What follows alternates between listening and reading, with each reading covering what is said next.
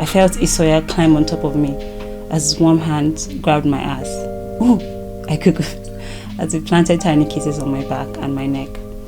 I couldn't concentrate anymore on what I was reading.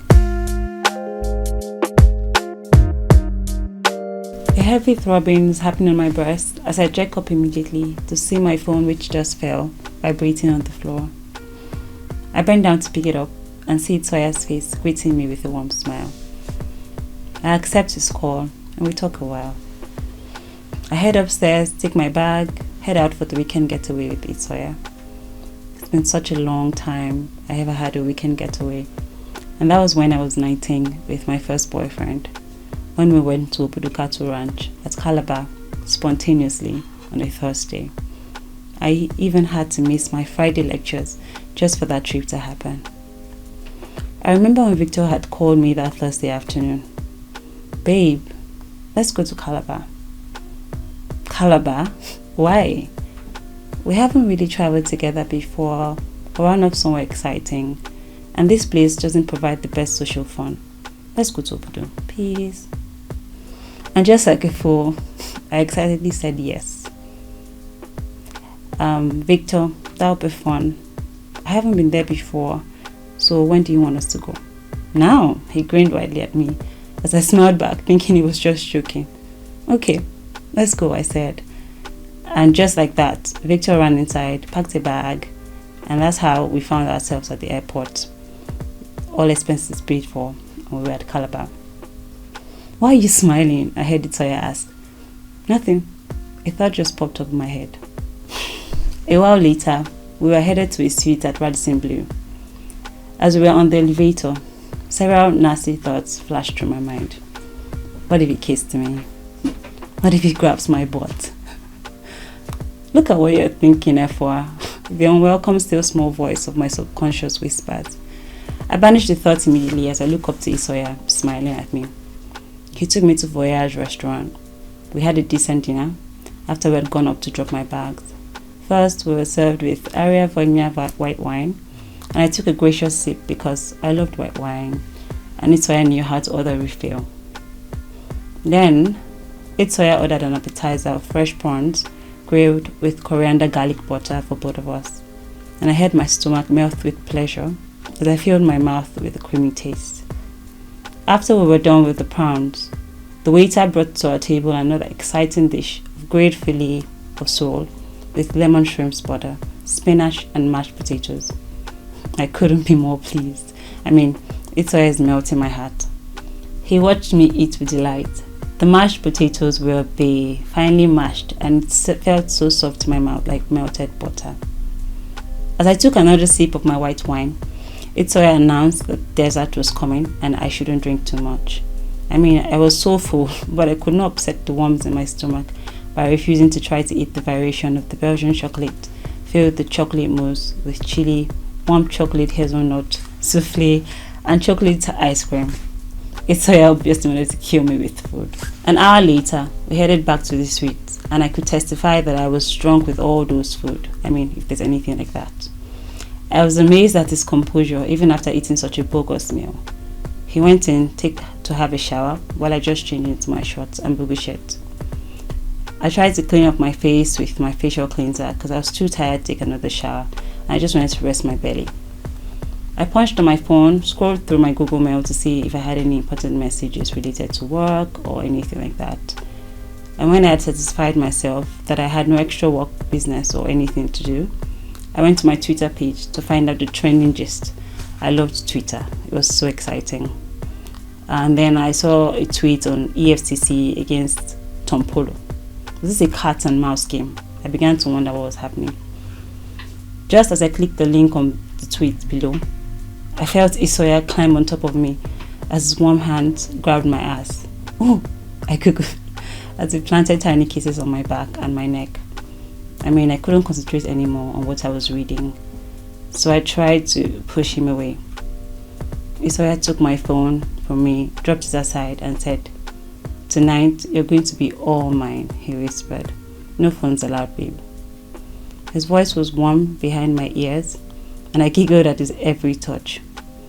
He turned to face me, and I turned away, He turned me back to face him, and then in that instant, he kissed me. It was so intense. I couldn't breathe. My God, is this how it feels to be in love? He pulled his mouth out of mine as he grabs for air. I loved every bit of him, and I couldn't lie about it. I was so obsessed. I reached out to touch his face, his side stubble, and just caressed the beards on his face. He placed his warm palms over my hands and planted a warm kiss on it. I smiled at the gentle touch and brought down his face to mine as we shared another intimate kiss. This time, he carried me off the bed, sat me on the sofa nearby, and knelt in front of my open legs, still kissing me with his hands on my butt. He whispered slowly, "Efwa, I don't want to rush this. I want you to remember every bit of my first night with you." He looked me in the eye, went back to the fridge beside the bed, brought out a bottle of Prosecco wine. I watched Isoya open the bottle of the sparkling wine as I bit my lip. He was tall, he was clad in his bathrobe, strong shoulders and great abs, dark hair and burning bright eyes. He was just so hot, I could not deny. I smiled as I watched him cork the bottle open. It made a loud pop. I looked up at him and he smiled at me as he poured the wine into 2 glasses, handed one over to me, smiled back and looked at me taking a sip. I said to myself, "I don't want wine, I want to kiss you." I relished at the thought, and just then he pulled me up and kissed me as if reading my thoughts, pouring wine back into my mouth. I chuckled as I placed my head on his chest. It feels so much like heaven. I don't want to leave his embrace. I mouth down all my wine as I feel his hand gently massaging the all of my back, way down to my butt. He pulled back from me, collected my wine glass and dropped it on the table in front of us. Gently, he pulled up my boogie shirt and placed tiny kisses on my neck and the smalls of my back, then down to the lower part of my breast and then to my belly button. I tingled with light sensation as I giggled uncomfortably. He came back up, carried me on top of him, kissed me as hard as ever, and placed me on the bed. I sighed with exasperation because I couldn't take this anymore. Can we just get to it already? His mouth continued to move around my stomach area. I pushed him back up to meet my lips, where we kissed again this time, and I take the lead because it was just too slow. I put off his robe, placed tiny kisses on his nose, his shoulder, and chest nipples, and up back to the temple of his head, as I run my hands all over his body, gently scratching his side stomach while causing him to giggle so hard. Just then, he tried to pull my shorts, and I froze in fear. I loved every bit of what he was doing to me, don't get me wrong, but I was not ready to let him down that area, even though my mind was ready. It was against everything I believed in. He looked at me, half smiled, and planted subtle kisses between my thighs. I felt ghost pimples all over, and I'm ashamed to say my nipples were hard, craving, wanting more. I pulled him away from my legs and half smiled at him as he came up to me. He placed his hands across my chin and looked at me deep in the eye. "Efwa, what's the matter? Am I coming on too strong for you?" "It's alright, it's not like that. I don't know if I'm ready now." "I don't understand. What do you mean by if you are ready?" I sigh. "It's alright. I really care about you. I'm obsessed with you. But I need to be sure that you feel the same way about me too. I would be so damned if we made love and you didn't feel the same way." "I still don't understand you, Efwa. I sincerely care about you and you know that. I need not tell you anymore."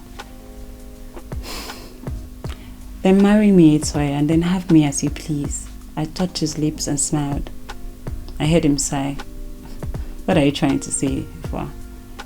"I'm trying to say that I can't have sex with you till we're married." He huffed. "Are you joking? Are you a freaking virgin?" he asked.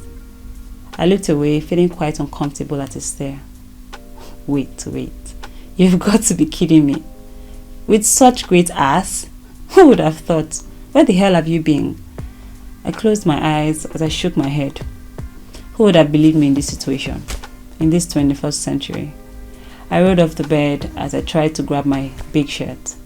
Just then, I felt his warm hands grab me from behind, and I don't know why, but I started to cry. I tried to hold the tears back, but they just won't hide themselves. I felt him placing tiny kisses on my face as he held me tightly from behind. And just then I spoke out in between sobs. Itoya, I don't know if I am ready to share my soul with you because I'm scared. I swallowed my spit as I grit my teeth. I'm scared that you will take away this night from me without so much as to a second thought as to how much it means to me to bare my heart to you. As much as I want to live in this moment with you and share in this limitless pleasure with you, I just don't think it's the best thing for us to do until I can trust your lips. He pulled me around to face him and looked me deep in the eye. Effa, you know you can trust me. I won't hurt you, not in a tiny little bit. Itoya, I don't just want this night with you. I don't just want one night with you. I want countless nights with you as I rise and fall, above and beneath you. And you're just too busy for that. Can you give me that?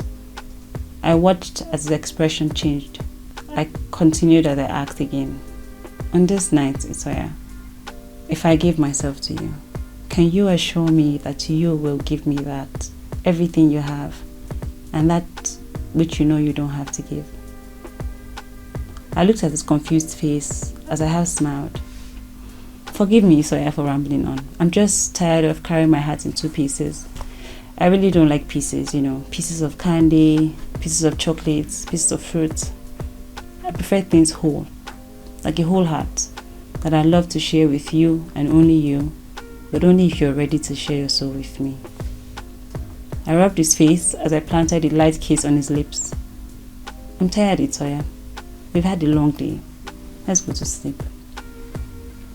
I detangled myself from his hold, put on my big shirt, and lay inside the covers of the sheet. I knew it was over before it even began. It always was. I smiled as I tried to sleep, closing my eyes.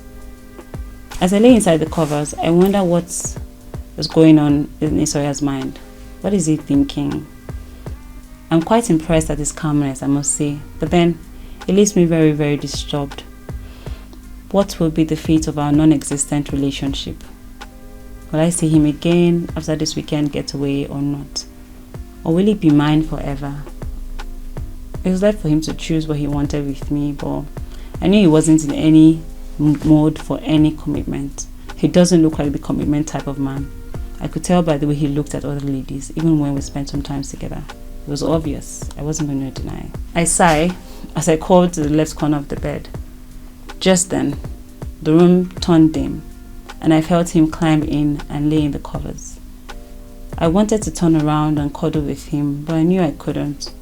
I didn't want to lead him on in any kind of way, so I lay still at my corner. I wasn't exactly sure what I wanted to do next. Hearing all Efwa had to say to me, I must say I was quite impressed. She doesn't sound me or strike to me like a virgin. And even yet, I find it very hard to believe. But deep down, I'm very excited knowing that no man had touched the goods I so badly wanted for myself. I rubbed my temples as my mind raced in agitation. I didn't want any commitment. I know I wasn't ready to share my soul with anyone, but Efwa had this charm I just could not ignore. The truth was, I was scared shit of marriage and the garbage it brings, the kids, the commitment, the sacrifice, everything, the same woman all the time. Oh my God. They will share everything together attitude. They must fall in love. We must tell each other everything in a bit, to be honest. The regularized freedom, the routine. It was so depressing. This is so boring. But then I love Efwa.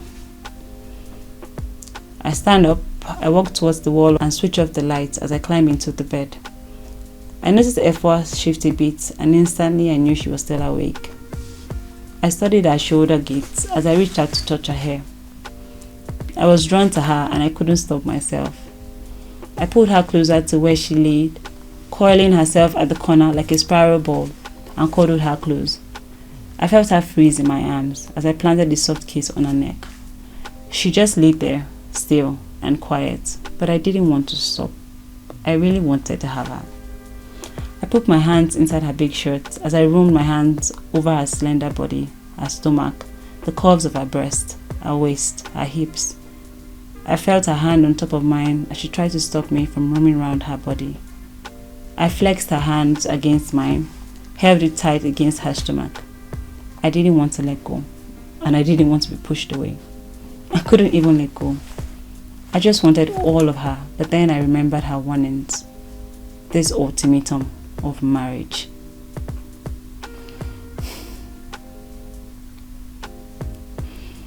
Kiss me, please, I say in my mind. Just kiss me. But then I can't move. I don't want him to look like I need him. I want him badly. I'm paralyzed with a strange, unfamiliar need, completely captivated by his doings. His sudden hard movement around my stomach area caused me to freeze and shiver at the same time. My God, what's happening to me? I felt fire run through my vein and it seemed like I was burning. I was hot. Even with the split AC in the room, I was still so hot. Gosh, Isoya, damn you for doing this to me, I thought. I wanted to move out of his embrace, in as much as I wanted to cuddle with him so badly. I couldn't bear the feelings that erupted in me with his hands round about me. I tried to scream out from his hold, but he held me tighter. Don't do this, I pleaded within me in my mind. Please don't. I opened my eyes to see and prayed silently that this moment will pass away. For a little while, I thought he was asleep, till I felt him turn me gently to my front as he lay on top of me. The look in his eyes was dark and shrewd. Even in the darkness of the room, I could see him, and I knew he had evil intentions. I swallowed spit as I tried to maintain my calm. This was not an easy decision for me, as I proceeded to climb on top of her. It was either a lose-win situation for me. Either I had her tonight, or I waited to marry her. I couldn't wait for the later. I picked the former. Her facial curves were so beautiful, I couldn't stop my hands from running through her face. I planted soft kisses on her face and her neck, and Efwa did not resist. I began to wonder if she was playing games with me. What was going on? Sooner than I expected, she began to respond to my touches, and somewhere along the line, we shed off all our clothing. Damn, this girl is so hot. This was nothing I had ever experienced before. This was extremely intense. This was very relishing. I did not know I could have so much pleasure from just foreplay and kisses. There was ultimately no need for sex at this point, plus effort has been so difficult, I won't deny it. But she turned me on so much more with everything that she was doing, and she didn't stop touching me. Then I tried to apply the use of my fingers, and my goodness, did she scream. She was so tight beneath my fingers, but her continuous moans and gaps made me want to pleasure her so much more. However, at every thrust of my fingers, she pulled out her hips from my fingers, but the way she asked her back and pushed her legs forward told me different. I was confused at the mixed signals she was giving me. Does she want it or does she not?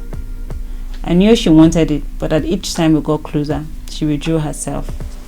I decided to play the games of her twists and turns and proceeded to use my mouth on her. At first, she ran away from the bed, and I thought that was very funny because her ass kept giggling. Quietly, I walked up to her where she was standing and kissed her full on the lips. Trust me, Efwa, I started as I kissed her nipples. I promise, I won't hurt you. If you enjoyed this episode, don't forget to like, comment and subscribe, and most importantly, share. And oh wait, also don't forget to turn on post notification. Bye!